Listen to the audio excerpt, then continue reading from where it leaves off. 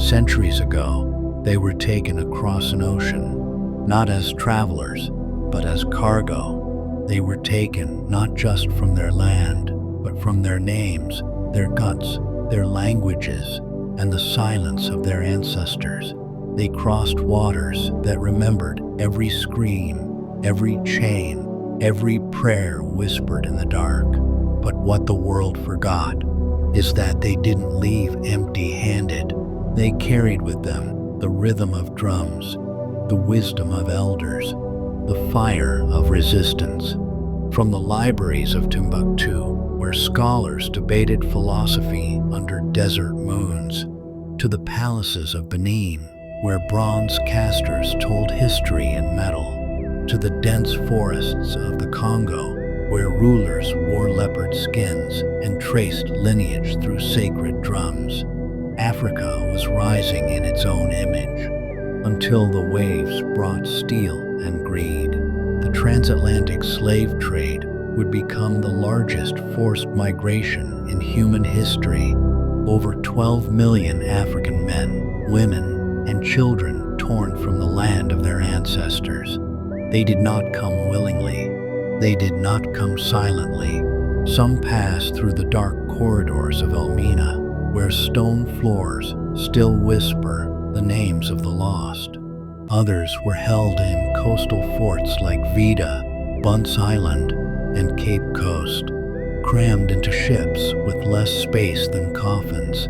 They crossed what would be called the Middle Passage, a voyage so brutal that up to 2 million died before ever reaching land. But this is not only a story of suffering, because Africa did not drown in that ocean. It traveled, rebuilt identity from memory, turned pain into power, gave birth to cultures that pulse with the soul of Africa.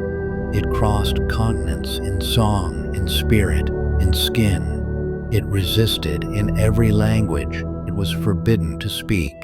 It endured in every rhythm they tried to silence. This is the story of the African diaspora, not a story of broken people, but of people who refuse to break, a story of how Africa never died. Before they were captives, they were kings and queens, scholars, builders, traders, mothers, and fathers of civilizations. It began with a trade, but it was never fair. It began with ships, not one, not 10, but over 30,000 slave ships that crossed the Atlantic between the 15th and 19th centuries. In the heart of West and Central Africa stood empires like Mali, whose wealth astonished the Islamic world, and Benin, whose bronze sculptures still rival Europe's finest. Africa was not a blank space. It was a cradle of power and purpose. But as Europe's hunger for sugar, tobacco, and cotton grew, so did its appetite for human labor, and Africa became the hunted ground. By the mid-1500s, the Portuguese had built slave forts along the Gold Coast. The Dutch, British, and French followed.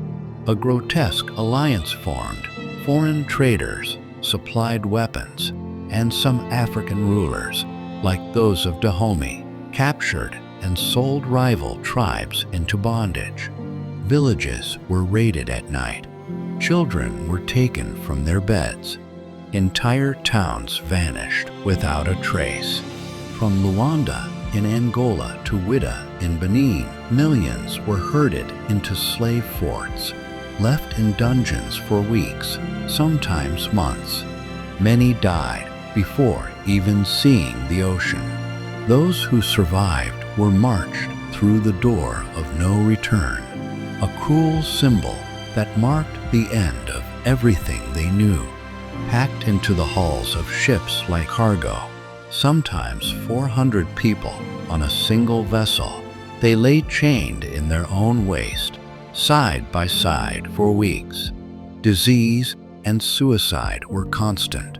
Some threw themselves into the sea, hoping death would carry them home. As Olada Equiano, a man kidnapped at age 11, wrote, "The shrieks of the women and the groans of the dying rendered the whole a scene of horror almost inconceivable. They didn't just lose their freedom, they lost their futures." Places like Gari Island and Elmina Castle were the last African soil they touched. Behind stone walls, they waited, shackled, starving, listening to the ocean that would soon swallow them whole. They were shipped to Brazil, the Caribbean, North America. Even aboard those ships, enslaved Africans whispered their names, hummed ancestral songs, passed fragments of language from mouth to mouth, planting the roots of a diaspora that would never be erased. And with each crossing, Africa scattered like seeds into sugar fields, coffee plantations, and cotton empires. But what those traders never imagined was that those seeds would grow, that Africa would bloom again in foreign soil. Yet through this unspeakable terror, something survived: culture, language, and spirit. If Africa had a second home, it might be here in Brazil. No country in the Americas received more Africans than Brazil. Nearly 5 million souls, more than the entire population of many European nations at the time, were shipped to Brazil's sugar plantations, gold mines, and cities. And yet, in Brazil, Africa did not vanish. It rooted itself. In the wilderness of Brazil, thousands of escaped slaves built secret communities called quilombos, self-sustaining societies where African languages, farming, and music thrived beyond the reach of colonial law. The most legendary of them all was Palmares, a free black republic that lasted almost a century, with over 20,000 people protected by dense forest and fierce warriors. Its greatest leader was Zumbi das Palmares. Born free, captured as a child, then escaped to lead the resistance. Zumbi defied the Portuguese crown for decades, refusing to accept peace without freedom for all. He became a symbol of black resistance, not just in Brazil, but for the entire diaspora. In the kitchens of Bahia, they remembered Africa in palm oil and okra, in the berimbau and the movements of capoeira, a martial art masked as dance, a weapon hidden in joy. To the slave master's eye, it was harmless play. To the enslaved, it was a coded language of freedom. Even Brazil's national music, samba, beats with African rhythm. Its drums, its syncopation, its call and response, all echo the villages of West Africa.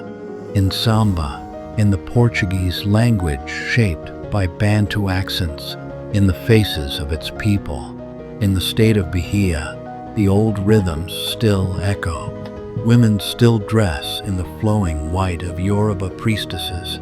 The air still thickens with incense during candle ceremonies, where Ogun, Yomanja, and Zango are honored beneath the names of Catholic saints. Brazil tried to silence Africa, but it only gave it a new stage. Today, Afro-Brazilians carry both memory and struggle. They are the keepers of culture, but also survivors of centuries of violence, silence, and exclusion. But Brazil's soul, its music, its movement, its mysticism, is Africa reborn. If Brazil was the heart of the African diaspora, Haiti was its clenched fist. By the late 1700s, the Caribbean island of Saint-Domingue, modern-day Haiti, was France's richest colony. Sugar, coffee, indigo, all extracted through the blood and bones of over 500,000 enslaved Africans. Then one day in 1791, on the island of Saint Domingue, a group of enslaved Africans gathered in secret, under the cover of night, in a forest called Bois Cayman. They lit fires, they called spirits, and they made a pact. Led by a Vodou priest named Duddy Boukman, the ceremony was both a rebellion and a resurrection. The gods of their ancestors had not forgotten them, and they would not forget their freedom. A coordinated uprising, thousands of enslaved Africans rose as one, burning plantations and driving slave owners into the sea. The Vodou priest, who called the revolt to life with a spiritual oath, and later, Toussaint Louverture. Born into slavery, Toussaint was self-educated, fluent in French, Latin, and military strategy. In less than a decade, he became the commander of a revolutionary army that defeated not just France, but Spain and Britain, who had tried to crush the rebellion. His vision was not revenge, it was order, freedom, and dignity. He outlawed slavery, rebuilt the economy, and sought peace. But France betrayed him. In 1802, Napoleon tricked Toussaint with false negotiations, arrested him, and sent him to die in a cold French prison. But his death did not stop the revolution. In 1804, led by generals like Jean-Jacques Dessalines, the revolution was complete. This is the most extraordinary revolution in human history, the first and only successful slave revolt that overthrew a colonial empire. Out of the ashes of bondage rose the world's first black republic, Haiti, born in 1804. A nation not granted freedom, but forged in it. A nation built not by colonizers, but by people once chained, now free. The powers of the world trembled, because if freedom was possible in Haiti, it was possible anywhere. But freedom had a price. Haiti would be punished by the global powers for daring to exist, isolated, sanctioned, forced to pay reparations to its former enslavers. And yet, the spirit of Africa remains strong in Haiti, in the drumming of Vodou, in the strength of its people, in every act of resistance. In Haiti, the ancestors are not just remembered, they are present, invoked, honored, empowering a people who once broke chains and who refuse to be broken. In the cotton fields of Georgia, in the rice swamps of South Carolina, in the tobacco farms of Virginia, Africa whispered through the wind. Nearly 400,000 Africans were brought directly to what would become the United States, but their descendants would number in the tens of millions, and their influence incalculable. In the United States, African traditions did not burn as brightly. Here, they were buried beneath violence, beneath silence, beneath laws designed to erase memory. But even silence has a rhythm. Enslaved Africans in America were often isolated from their homelands. Families were split, languages lost, drums outlawed, worship forbidden, but culture adapted. In whispered prayers, African deities were renamed as Christian saints. In forbidden gatherings, rhythm returned in clapping, stomping, call, and response. Out of suffering came new forms, the spiritual, the blues, work songs, melodies that carried memory and coded messages of freedom. Along the southeastern coast, a unique people preserved more of Africa than almost anywhere in North America. They are the Gullah Geechee, descendants of enslaved West Africans. who lived in semi-isolation on the sea islands. Here, rice-growing expertise from Sierra Leone became the economic backbone of the colonies, and the Gullah kept their African speech patterns, food, crafts, and beliefs intact, generation after generation. To visit them is to step into a living time capsule of the African diaspora, from the cotton fields to the concert halls, from plantations to protests. The African presence in America evolved from survival to innovation. Jazz, rock, hip-hop, gospel all grew from African roots replanted in American soil. Movements for justice, from Harriet Tubman to Dr. King, carried the fire of resistance born centuries before. The United States tried to crush the African spirit. Instead, it witnessed its transformation, because even when the drums were taken, the rhythm remained. In the Caribbean, the African diaspora did something extraordinary. It didn't just survive, it transformed the world. Island by island, from Jamaica to Cuba, Trinidad to Barbados, Africans carried memory in music, resistance in rhythm, and spirituality in fire. In Jamaica, escapees from slavery became warriors in the mountains, the Maroons. Led by the indomitable Queen Nanny of the Maroons, they used guerrilla tactics to fight the British and defend their independence. Nanny wasn't just a fighter, she was a spiritual leader. Oral tradition says she could catch bullets with her hands and command the forest itself. Today, she remains a Jamaican national hero, proof that African resistance didn't end in chains. Generations later, African spirituality would rise again in Rastafarianism, a movement born from colonial trauma and Ethiopian prophecy. A call for black liberation, set to rhythm. In Cuba, African slaves cloaked their gods in saints' robes. Santeria was born where Chango, the Yoruba god of thunder, wore the face of Saint Barbara. This was resistance disguised as devotion, a spiritual rebellion, hidden in plain sight. Today, Santeria lives in Cuban homes, in music, in heartbeat. It is Africa, reborn in exile. In Trinidad, enslaved Africans were banned from celebrating their traditions, so they turned silence into spectacle. Carnival became their revolution, drums, dance, and fire reclaiming the streets. From this came the calypso, the steel pan, and the voice of the people disguised as celebration.